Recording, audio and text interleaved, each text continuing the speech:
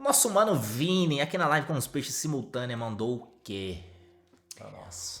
O que, meu amor? Que ele mandou a destruição física e mental de Guts. Psicóloga. Psicologia Berserk. Psicóloga vai explicar pra nós agora o que acontece com o Caramba, Guts. é foda, tá? Gostei desse negócio. Né? Interessante. Se eu não me engano, é uma mulher, né, que faz isso aqui. Acho que eu já vi algum vídeo dela. Ou não. Será? Porque eu já vi de uma mulher explicando. Não sei se é dela. Aí lá, vamos descobrir, né? Vambora. Vai. A raiva é uma emoção válida. Ela só é ruim quando toma o controle e faz fazer coisas que não quer fazer. Ellen Hopkins. Eu sou Rafael, psicólogo, e a raiva é necessária, porque algumas coisas são resolvidas apenas através dela. Hoje a reflexão é sobre Guts. Tem spoiler de todo anime, de todo mangá de Berserk. Vamos lá.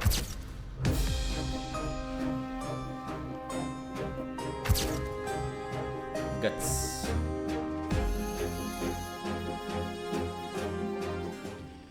Autenticidade, traumas, fúria e busca por um propósito. Essas são as características muito presentes na história de Guts, o protagonista de Berserk, que possui sem dúvidas uma das mais traumáticas e perturbadoras histórias dos animes. Ele é o personagem que retrata a luta contra o próprio determinismo presente no mundo de Berserk. Ele é aquele que luta contra o que foi determinado pelas mãos do destino, pelas mãos de Deus. A história de Berserk é a história de Guts. Para entender o Guts, é preciso primeiro entender como funciona o mundo de Berserk. Berserk é um anime que se passa na Idade Média em um local muito semelhante à Europa medieval, uma época em que a igreja é muito influente, as terras pertencem aos grandes senhores feudais, a maior parte da população é extremamente pobre e acaba sendo vulnerável por conta disso. As pessoas são acusadas de bruxaria e executadas, e o mundo é tomado por constantes guerras. Além disso, o mundo de Berserk acrescenta a esse cenário elementos de fantasia, seres mágicos como elfos, demônios e deuses. Ou seja, além das constantes guerras, as pessoas que vivem nesse mundo lidam com criaturas mais fortes que elas, e em muitos momentos com situações incontroláveis, o que cria na história e nos personagens em si um cenário de desesperança. Esse é um sentimento muito presente na vida dos personagens dessa história. O próprio Guts teve que lidar com a desesperança em diversos momentos. Em meio a tudo isso, vive Guts, um jovem solitário que trabalha como mercenário nas guerras e que não possui objetivos de longo prazo, focando-se apenas em um dia de cada vez, basicamente o oposto do Griffith em vários aspectos. Guts de alguma forma é um personagem livre, pois ao contrário do Falcão Negro, Guts não se importa com a opinião dos outros sobre ele. Guts também poderia ser uma espécie de essência da verdade. E o verdadeiro é sempre melhor que o falso, a verdade é sempre melhor que a mentira, mas para muitas pessoas não é bem assim. O Guts é o que é.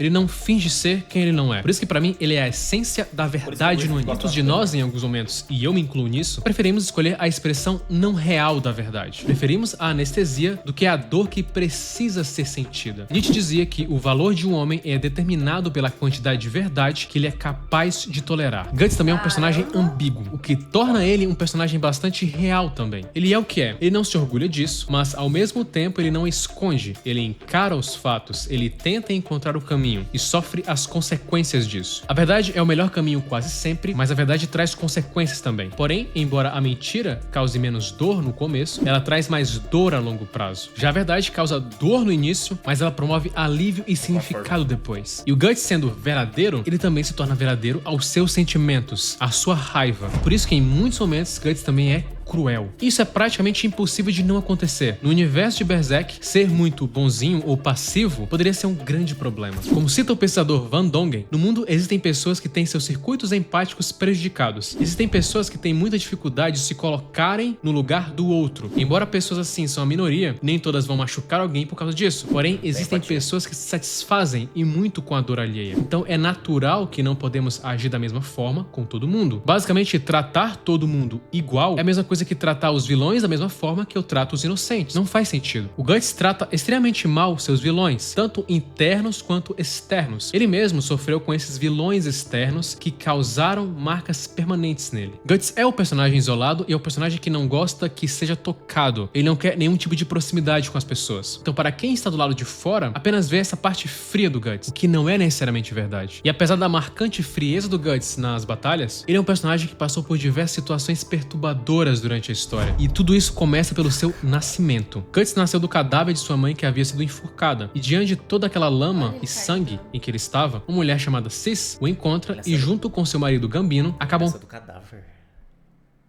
A mãe dele tava grávida, ela foi enforcada. Caralho, e ele caiu do cadáver dela. Que loucura, eu não sabia. Nasceu Você sabia ali disso? do cadáver, eu sabia. Eu não sabia. Caralho. A gente viu numa outra. Porra.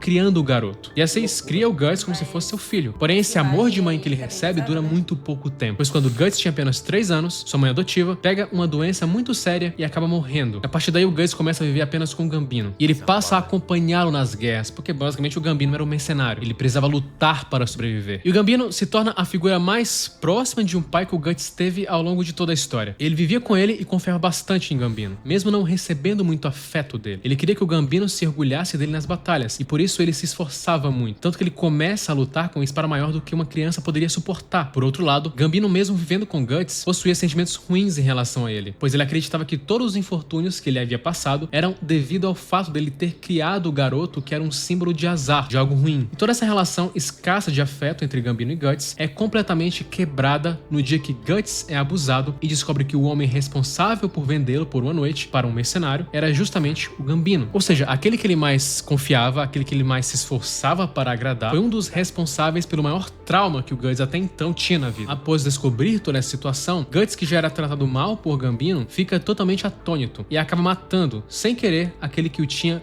criado. Depois ele é perseguido pelas pessoas do bando do Gambino e é quase morto, mas consegue escapar. Essa é a infância do Guts, de alguém que sempre teve que se esforçar muito para conseguir o mínimo, além de conviver num ambiente totalmente estressante. Como cita o pesador Dominique Fareri, o estresse crônico tem um efeito de encolhimento no córtex pré-frontal, a área do cérebro responsável pela memória e aprendizagem. O estresse também pode aumentar o tamanho da região da amígdala, o que pode tornar o cérebro mais receptivo ao estresse. Em pessoas que passaram por estresse pós-traumático, o tamanho da amígdala pode ser maior do que da população em geral. Isso faz com que a pessoa se torne mais reativa a ameaças. É como se o alarme de incêndio apitasse para mais coisas. É como se ele fosse mais sensível no geral. O que fez o Guts se tornar bastante desconfiado das pessoas. Ele demora muito tempo para confiar em alguém. Também podemos ver esse estado de alerta quando ele dorme com a espada dele. Ou seja, o tempo todo, de fato, ele tá em constante estresse. Então a primeira infância do Guts foi algo extremamente marcante. E acabou definindo muito de como ele se comporta na vida adulta. Porque as primeiras memórias de uma criança são implícitas, porque o cérebro não está desenvolvido o suficiente para codificar a memória explícita. A memória explícita é o que geralmente pensamos quando pensamos em memória. É uma memória cognitiva que lembramos em nosso cérebro pensante. Este é o tipo de recordação que vivenciamos como lembrança. Um bom exemplo de memória implícita é subir em uma bicicleta e lembrar instintivamente como pedalar, enquanto a memória explícita seria a lembrança de alguém lhe ensinando a pedalar. Só que no caso do Guts, envolve tudo isso memórias traumáticas. Como é citado nesse estudo, memórias de trauma são frequentemente implícitas porque o trauma inunda nosso cérebro com cortisol, o hormônio do estresse, que desliga a parte do nosso cérebro que codifica memórias e as torna explícitas. Nossas memórias implícitas podem ser como forças invisíveis em nossas vidas, nos impactando de maneiras poderosas. E quanto mais pudermos aprender sobre memórias implícitas, melhor poderemos nos entender e não deixar que nossas experiências e reações do presente sejam sequestradas pelo nosso passado, porque devido à natureza dessas memórias implícitas, elas costumam ser acessadas de forma mais frequente e de forma inconsciente. E aí acontece dela causar reações que às vezes nem entendemos. Por exemplo, ver determinado papel de parede pode lembrar uma pessoa de um quarto em que ela foi abusada quando criança, deixando-a assustada sem saber o porquê. Ou como no caso do Guts, quando ele é tocado, isso remete ao que ele sofreu no passado. Ele associa e remete implicitamente ao que aconteceu com ele no passado. Então, para alguém tocar... A maioria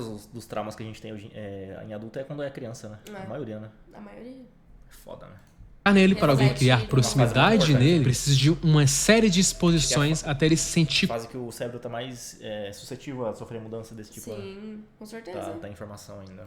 Confortável. Então, tendo que fugir dia após dia, fez Guts crescer sem uma espécie de propósito. O Guts foi crescendo sem um sonho grandioso, apenas vivendo um dia de cada vez. Ele apenas quer lutar e seguir, porém com o peso de seu passado em suas costas. Guts era um mercenário, então ele não tinha muitas garantias. O que ele ganhava hoje não era garantido que ele ganharia amanhã. Não era garantido nem que ele estivesse vivo amanhã. Era quase como se ele não pudesse ter planos. E é nesse momento que entra o Grift em sua vida. Porque Guts entra para o bando de Grift, o bando do Falcão. Nesse bando, ele ganha uma nova perspectiva e também ganha uma espécie de esperança. Porque agora, nesse ambiente mais previsível, de certa forma, ele podia ter alguns objetivos. De alguma forma, ele teria uma calmaria maior. Ou seja, seja, de alguma forma, ele poderia se permitir criar um propósito. E como mostra em um estudo da pesadora Kim, indivíduos que têm um forte senso de propósito e significado na vida tendem a ter melhor saúde mental, bem-estar geral e funcionamento cognitivo em comparação com aqueles que não têm senso de propósito. Um estudo descobriu que indivíduos com um forte senso de propósito na vida eram melhores no gerenciamento do estresse e tinham melhor sono do que indivíduos sem um forte senso de propósito. Ter um aspecto positivo. É muito o que acontece com quem, tipo assim, ganha muito dinheiro e, sei lá, fica depressivo ou acaba fazendo coisa pior, né? Porque a pessoa perde o propósito, né? O propósito geralmente sempre é ganhar muito dinheiro e quando alcança, a pessoa Você não... se esforça muito pra alcançar e quando você alcança, Você não consegue suprir um outro propósito, né? É uma coisa que acontece pra Mas a caralho. gente nunca tá satisfeito com o que a gente tem, né? Não. Isso é no É, geral. o que move o Você ser humano se é isso, esforça né? muito Move o ser humano é isso. pra conquistar. Quando você conquista, você precisa de outra coisa pra conquistar, que senão você fica...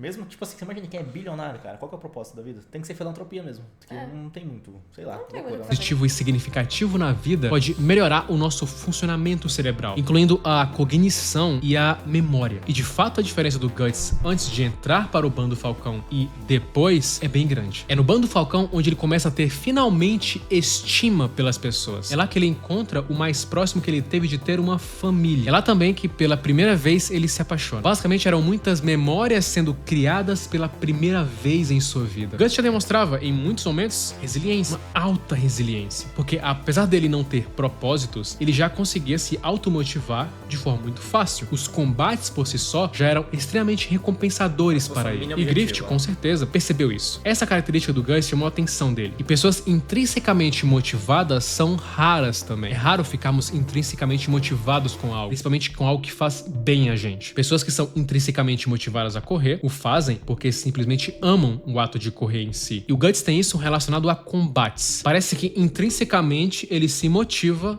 em batalhas, em lutar. E como cita o psicólogo Edward Deci, um dos maiores pesquisadores em ciências sociais do mundo, quando estamos intrinsecamente motivados, nos tornamos totalmente absorvidos pela atividade, vivenciamos o fluxo, perdemos a noção do tempo e obtemos satisfação genuína do processo em si. Assim, o prazer intrínseco geralmente leva a um melhor desempenho, persistência e um senso mais profundo de significado e realização em nossas vidas. A motivação intrínseca pode levar ao estado de fluxo e fazer você realizar atividades sem perceber o tempo passar. Como é mostrado nesses estudos, isso proporciona um senso maior de significado na nossa vida. Só que não foi apenas coisas positivas que ele encontrou no Bando do Falcão. Boa parte dos traumas que o Guts passou ao longo de sua vida foram potencializados depois, quando ele já era adulto. Depois de entrar para o Bando do Falcão e encontrar mais significado, encontrar uma família, agora ele podia confiar em alguém, agora ele teria pessoas que o protegiam, agora ele não estava mais sozinho. Porém, no Bando do Falcão, ele começa a olhar mais longe. Começa a sentir que poderia mais também. Isso acontece com qualquer pessoa que vai atingindo objetivos ao longo da vida, que vai escalando. O leque começa a abrir, você começa a achar que pode fazer mais. E isso pode ser bom, mas pode ser ruim também. Pode fazer você perder o contato com o presente. E foi o que aconteceu com o Guts. No dia em que Guts ouve que para Griffith um amigo seria alguém no mesmo patamar que ele se sente para baixo. E ele sente uma necessidade de sair do bando, pois talvez ali, naquela situação, ele jamais seria um igual. Após ouvir essas palavras de Griffith, Guts cita que jamais lutaria em uma batalha de outra pessoa, e que agora suas lutas seriam apenas para ele mesmo. Isso mostra uma grande evolução do personagem, onde ele mostrava que tinha chegado a um ponto onde ele sentia que poderia ter mais controle de sua vida, controle do seu próprio destino, que ele poderia ter seus próprios objetivos, apesar dele não saber quais eram esses objetivos. Guts cita que queria sua própria chama, e não queria mais ficar apenas sendo aquecido perto das chamas de outra pessoa. A saída dele do Bando Falcão é uma cena bem marcante, porque ao mesmo tempo que mostra uma espécie de desnorteamento do Guts, ele meio que não sabia para onde ir, mas também mostra uma espécie de apego seguro que ele tinha tanto com o Griffith quanto com a Casca. E a saída do Bando Falcão muda completamente sua vida e também de outras pessoas. Guts fica então procurando esse propósito até reencontrar novamente o Bando do Falcão. Ao passar muito tempo longe de seus companheiros, ele descobre uma nova realidade. Casca era a nova líder do bando e Griffith tinha sido preso há um ano. O reencontro dele com a Casca é, pra mim, uma das melhores cenas do mangá. Ele consegue se reconectar com ela novamente e acaba impedindo ela de tirar sua própria vida, devido à enorme pressão que ela estava sentindo durante todo esse tempo com a ausência dele e do Griffith. É nesse momento que Guts e Casca têm sua primeira relação, e ele acaba tendo vários flashbacks do do abuso que ele sofreu. É nesse momento também que vemos o tanto que ele se culpa por ter matado o Gambino, mesmo sabendo que ele tinha o vendido e que estava tentando o matar. Era um mix de emoções que retornavam. Uma parte dele viu o Gambino como pai, e essas memórias tinham que viver juntas com memórias assustadoras do abuso que ele sofreu, causado indiretamente pelo próprio pai. Porém, Casca o acolhe e transforma aquele momento em um momento onde ambos conseguem ser vulneráveis um com o outro. É nesse momento que o Guts percebe que já tinha tudo o que ele queria e que ele só não tinha percebido isso antes. O que ele estava procurando talvez era algo que nem existia. O ponto é que em um momento ele começou a ter medo de perder o que tinha e foi procurar em outro lugar a resposta. E acabou percebendo que a resposta já estava ali o tempo inteiro com ele. Ele faz o que chamamos de evitação experiencial. Ao invés de enfrentar uma situação, Guts resolveu fugir do desconforto que estava sentindo. No entanto, o problema não está no desconforto em si, mas em nossas reações a ele. Ao fugir dos desafios, sinalizamos ao nosso cérebro que a única maneira de lidar com situações difíceis é fugir ao invés de enfrentá-las. Isso é um problema porque reforça... É problema pra caralho. Tipo assim, até falar em público, por exemplo. Quanto mais você evita falar em público, né, mais isso enraiza na mente da pessoa, né, cara? Com tudo. Quanto mais medo... Você tem medo de sair da sua zona de conforto, né? Quanto mais você dá esse estímulo pro seu cérebro, é pior, né, cara? Uma loucura. Mesma coisa eu com a moto. É, também. Você aplica tudo, né? O que a pessoa se bloqueia a fazer. Quanto mais você vai fazendo, mais vai ficando uma coisa natural, né?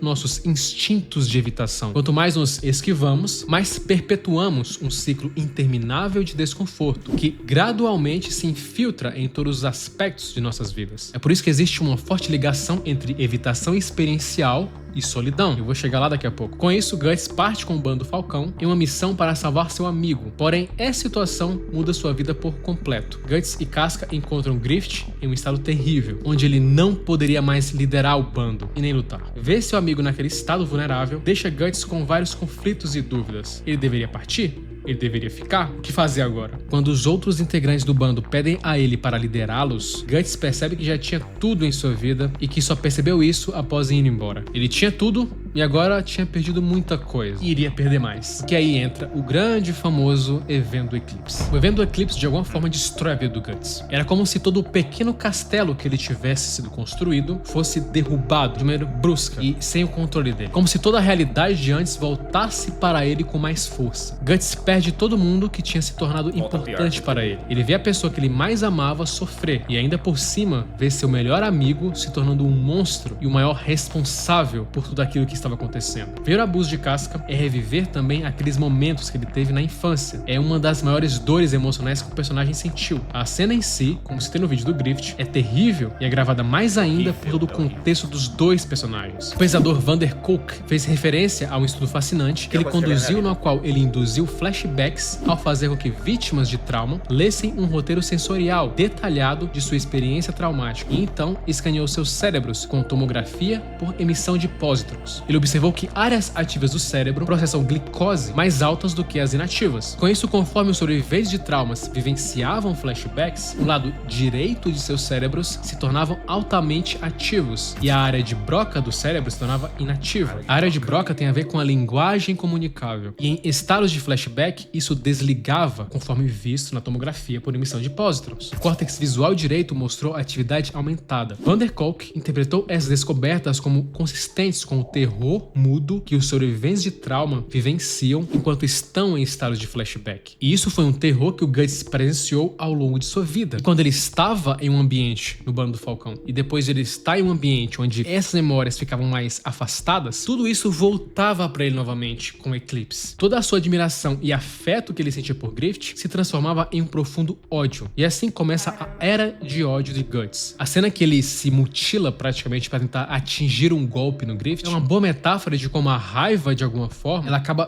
também causando uma dor enorme na pessoa, a ponto dela não perceber o dano. No momento de raiva profunda, a pessoa pode ser entorpecida da dor e só vê os danos depois. Como é o que acontece com o Guts. O eclipse faz o Guts confrontar com o luto de perder as pessoas que estavam ao seu lado, de ver a pessoa que ele mais amou sofrer e entender também que seu melhor amigo não era quem ele imaginava que fosse. A cena do Guts correndo sem rumo era o exemplo claro de como o personagem se sentia após ter perdido tudo isso. Ele corre enquanto se lembra de cada pessoa que ele compartilhou momentos, que jamais voltariam novamente. Guts, naquela hora, mostrava sua enorme vontade de fugir do que estava sentindo. Ele corre e não consegue encontrar um destino, ele tenta fugir de si mesmo, mas não existe nenhum lugar qual ele poderia fazer isso. Não existia lugar tão longe. E é nesse momento que nasce o Espadachim Negro, e agora, além de confrontar seus demônios internos, Guts tinha que confrontar seus demônios externos também. Guts, após o eclipse, ele se torna alguém bem mais atormentado. Agora, tanto pelo seu passado quanto pelo seu presente. É como se ele tivesse, de fato, perdido a esperança em tudo. É nesse momento que ele abraça aquela escuridão que sempre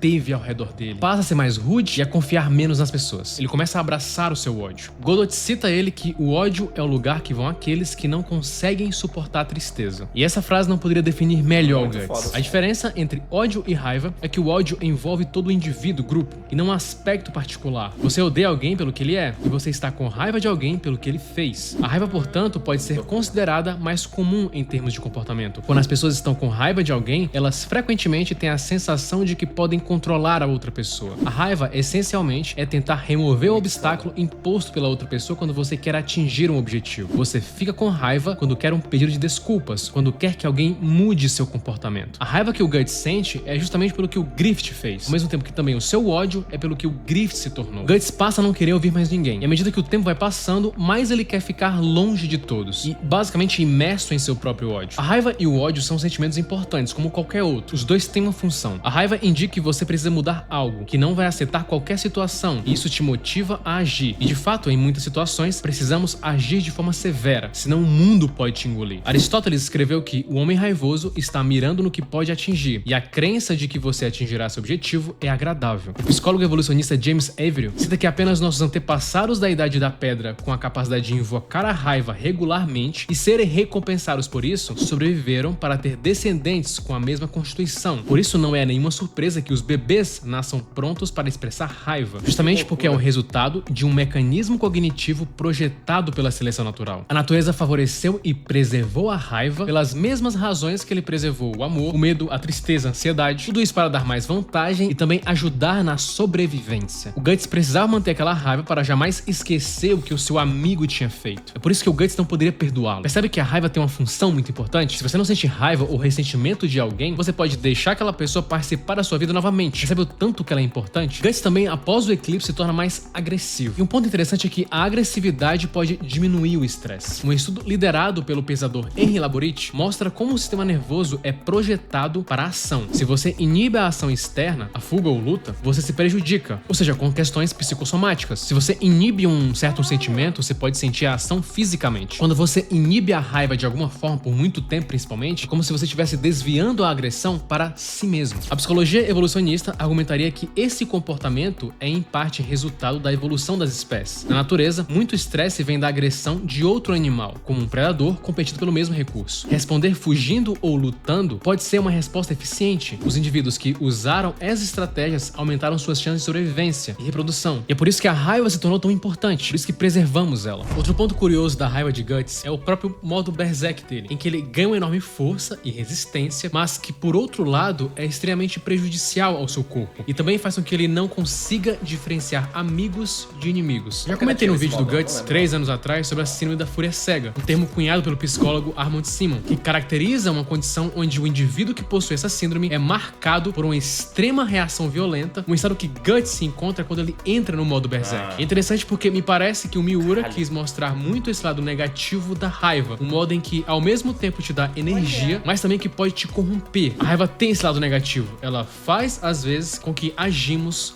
por impulso. Mas aí, com forte evitação da experiência, o Guts encontrou a solidão. Percebemos depois o Guts bastante reflexivo, pensando, refletindo, dentro da própria cabeça. Um estudo do pesador Edouard Lemay sugere que sentimentos de solidão diminuem a sensação das pessoas de que estão sendo cuidadas e se outras pessoas têm uma boa opinião sobre elas. Esse sentimento de falta de cuidado e consideração pelos outros, então amplifica o sentimento de solidão em um ciclo vicioso. E geralmente pessoas mais solitárias têm a tendência maior a se isolar isolarem mais, como reflexo do próprio isolamento autoimposto. Basicamente, a solidão se alimenta de si mesma. Por fora vemos o Guts calmo e pensativo, mas por dentro existe uma enorme turbulência. É só quando ele está em combate que ele consegue canalizar toda essa raiva. É como se fosse nos combates onde ele consegue organizar toda a turbulência que ele tem dentro da cabeça. A pesquisadora Jennifer Lerner cita que biologicamente, quando as pessoas são despertadas a algum grau de raiva e desabafam, sua frequência cardíaca, pressão arterial e nível de testosterona aumentam. Isso pode sugerir que a raiva nos assusta e nos prejudica, mas na verdade os níveis do hormônio do estresse cortisol caem, sugerindo que a raiva ajuda as pessoas a se acalmarem e a se prepararem para lidar com o problema, não para fugir dele. Basicamente, a raiva é recompensadora e o Guts usou ela para se autorregular. Após o eclipse, Guts precisa lutar o tempo inteiro para não ceder à sua própria raiva, e a maneira que ele encontra muitas vezes para lidar com tudo isso é se isolando. O Miura, a partir desse momento, passa a expressar as emoções do Guts. Boa noite, pessoal. Reage a 3 edits que fiz no meu canal. Você vai voltar, diário das minhas lamentações, e ela não vai mais ligar ano VCS. Fala, Matix. Boa noite. Obrigado, meu lindo, pelo patrocínio. Tamo junto. Cara, 3 patrocínios são de que, com qual a minutagem dos vídeos, mano? Fala pra nós aí no chat.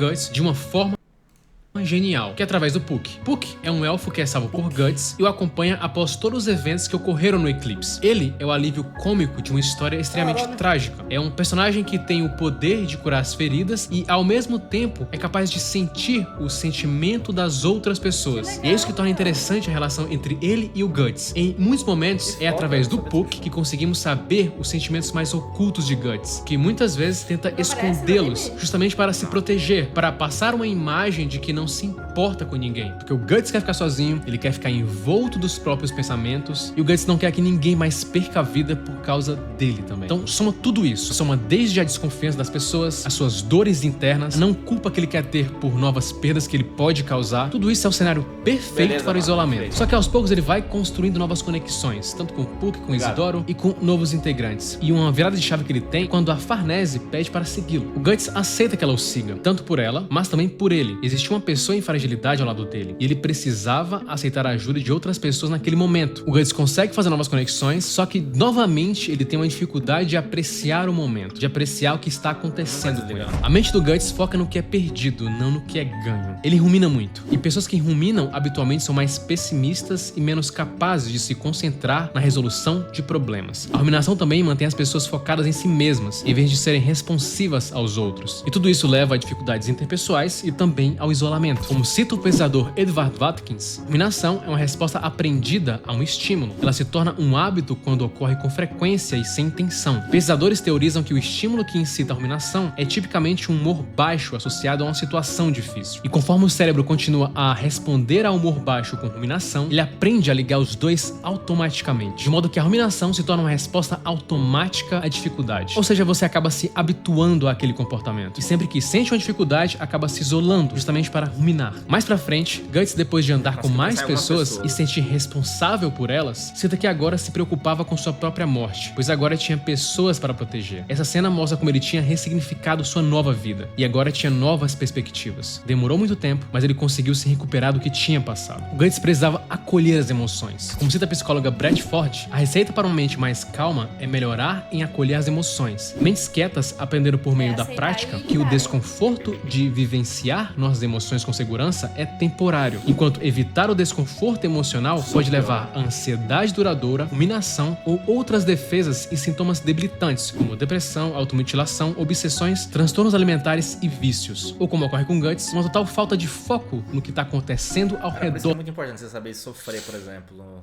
às vezes com um término de namoro ou o falecimento de alguém. Se você não se deixa sofrer, cara, é muito pior, né? Uma coisa vai levando a outra, você fica ansioso. São fases, né? Você não pode pular a fase. Aceitar a sua fase que você tá, cara, é foda. Sempre pior.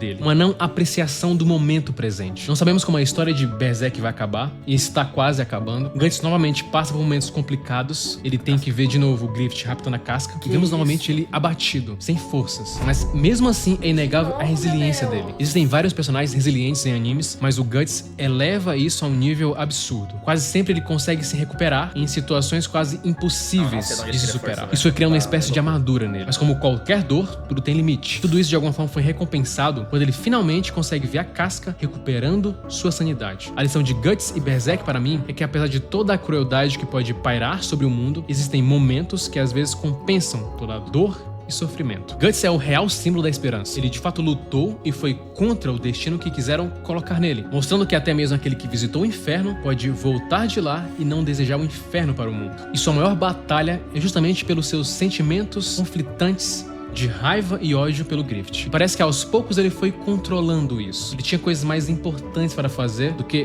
guardar, de certa forma, o ódio por alguém que causou muito mal a ele. Guts, de alguma forma, percebeu que aquele que te causa raiva, inevitavelmente, te controla. Curta, se inscreva e compartilhe. É apenas o começo. Essa frase de quando você sente raiva de uma pessoa, você sente que você pode controlar ela, né? Muito foda, eu achei muito foda. Uma das coisas que eu achei mais foda. É, tipo assim, Você quando sente que a você pessoa dá o te deve poder, desculpas, né? quando você Que dá o loucura. poder pra pessoa pra controlar os seus Casa sentimentos, né? Ela tem um controle sobre loucura, tudo da que sua foda. vida. Caralho. Gente, muito bom o Muito vídeo, bom. de verdade. Eu não sabia sobre essas coisas, porque eu não terminei Berserk, né? Por você ter falado. Ah, ele parou ali mais ou menos depois do... que o Guts se mutila e sai do eclipse ali. Eu não continuei porque você falou que era muito pesado. Pra mim a cena do abuso da casca é uma das coisas mais... acho que é a mais pesada que eu já vi em qualquer fonte de mídia que eu já consumi. Então, e eu acabei Pra não você não é, vai se terminando. lascar também. Vai tomar... Eu acabei não terminando, né? Mas vendo assim o mangá, cara, eu tenho muita vontade de ler, de verdade. Cara, Tenho muita vontade de ler. que bom que a casca aparentemente vai começar a recuperar a Que memória, bom, né? A Que bom, memória, que bom. mas porra, ela vai ter muito trauma também. Ela vai ser de novo sequestrada. É foda. E... cara, você acha que Berserk vai ter um final feliz? Eu acho que não. Eu acho que não vai ser feliz nem... Não vai ser feliz nem triste. Acho que vai ser uma coisa meio... agridoce ali, mas... porra. E você, meu peixe, o que você acha? O que você Comenta aí. pensa? Abraço! Muito obrigada, Vini meu Swag é o melhor do peixe. Brasil. Obrigado, Vini, mano, por patrocínio. maravilhoso. Tamo junto.